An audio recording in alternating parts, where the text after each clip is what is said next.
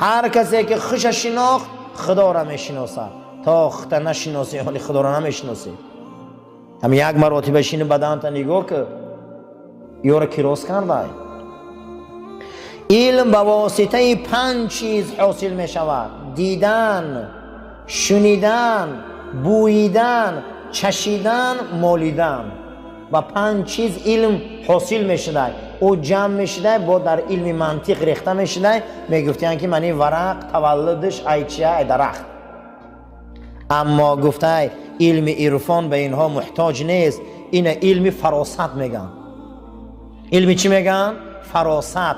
معنی فراست همینه که این 6 چیره عربا 6 چیران چند میگن؟ 6. عربا چند 6 چند میگفتین؟ 6. فراست این 6 تا بیرون یک علمی هست که او را میگن علم عرفان و تصوف و ایدرین دل بیدار میشود. او را با واسطه تلاش شد میاوی. علم اخلاق نمیای.